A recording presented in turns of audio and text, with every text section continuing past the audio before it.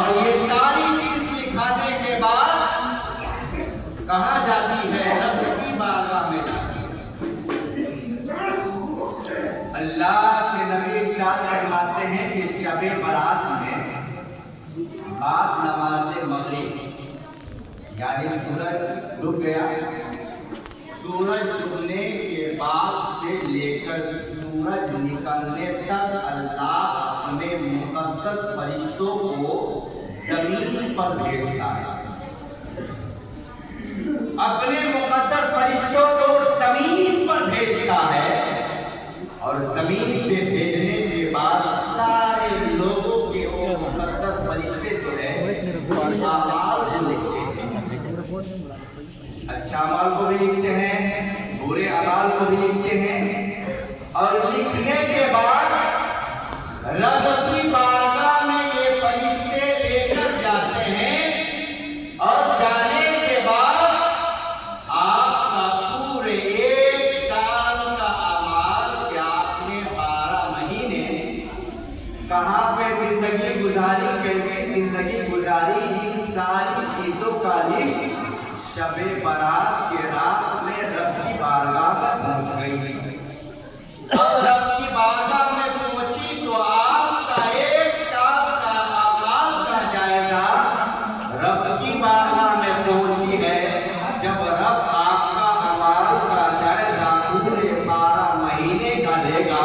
تو اس انسان کے لیے بڑی حیرت کی بات ہوگی جو انسان پورے 12 مہینے جو ہے کہ اپنے اعمال کو نہ کر کے غلط راستے پہ چلا ہوگا، غلط طریقے پہ چلا ہوگا، غلط فعل کیا ہوگا، غلط کاموں میں اپنے پورے 12 مہینے کی زندگی کو گزارا ہوگا، جب رب کی بارگاہ میں اس کے نام کا اعمال کھولتا ہوگا تو پھر آپ سمجھ سکتے ہیں کہ ہماری اور آپ کی زندگی کیسی ہوگی، سمجھ سکتے ہیں کہ ہماری اور آپ کی زندگی کیسی ہوگی، کتنا احساس کم ہو گیا ہے۔ پورے 12 مہینے نہ روزہ نہ نماز نہ اور اعمال کا صحیح طریقہ معلوم نہیں، اور جب یہی لسٹ رب کی بارگاہ میں جائیں گے تو ہماری محسوس کیسے ہوگی؟ رب جب دیکھے گا کہ فلاں آدمی کا عمل پورے 12 مہینے میں کیسا گزرا اور آپ کا ایک بھی عمل صحیح نہیں ہوگا تو پھر رب آپ کے بارے میں،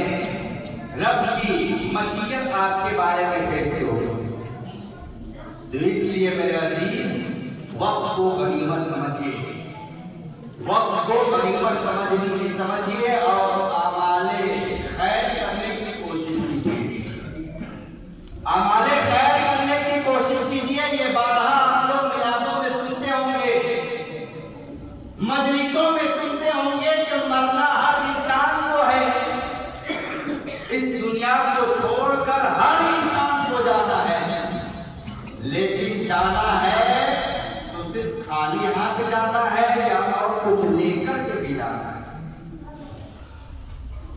تو خالی ہاتھ جانے کا مطلب یہ ہوا کہ اگر آپ خالی ہاتھ جا رہے ہیں تو آپ کی قبر میں بھی صحیح آپ کی جو ہے دن نہیں گزرے گا، اور حشر کا میدان تو قائم ہونے والا ہے، حشر کا میدان قائم ہونے والا ہے۔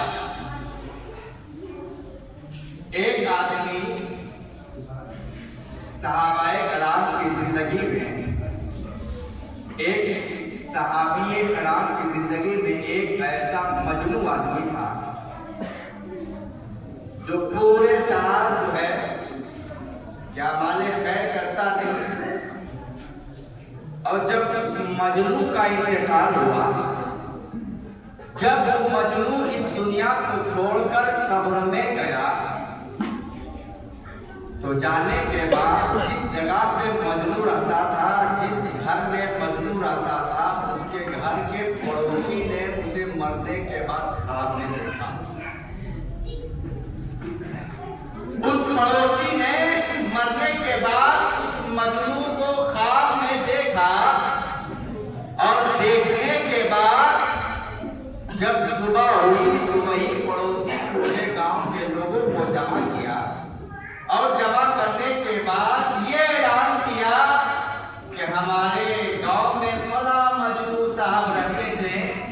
اس کا انتقال ہو گیا 1 ہفتہ پہلے. میں نے اسے خواب میں کل کی رات دیکھا تو دیکھنے کے بعد مجھے ایسا معلوم ہوا کہ وہ بہت بڑا عذاب میں مبتلا ہے. کس نے کہا؟ اسی کے مکان کے بغل میں رہنے والے پڑوس نے کہا کہ میں نے کل کی رات میں وہی مجنو کو خواب میں دیکھا تو خواب میں دیکھنے کے بعد مجھے ایسا محسوس ہوا کہ وہ ڈر رہا تھا، وہ قبر میں ڈر رہا تھا، اور ڈرنے کے بعد اس کی زبان پہ صرف ایک آواز تھی، اس کی زبان پہ صرف ایک آواز تھی، اور وہ آواز یہی تھی کہ اے رب مجھے بچا لے، اے گھر والے مجھے بچا لو، تم اس تاریکی سی کوٹری میں مجھے چھوڑ کر چلے گئے ہو، مجھے بچا لو، مجھے بچا لو. بار بار یہ صدائیں دے رہا تھا. آخرکار میں نے خاکی میں پوچھ دیا اے مجنو تو مرا لیکن تمہاری قبر میں تمہاری خیریت کیسی ہے؟ تمہاری قبر میں تمہاری زندگی کیسے گزر رہی ہے؟ تو جانے والے مجنو صاحب کہہ رہے ہیں میری خیریت کے بارے میں نہ پوچھا جائے، میرے حالات کے بارے میں نہ پوچھا جائے، میری زندگی کے بارے میں نہ پوچھا جائے. قسم خدا کی اگر اللہ تبارک و تعالیٰ کسی انسان کو دوسری مرتبہ اگر زندگی عنایت فرماتا تو وہ مجنو کا قول یہ تھا کہ اگر اللہ مجھے دوسری مرتبہ دنیا میں پیدا کرتا تو میں اتنی عبادت کرتا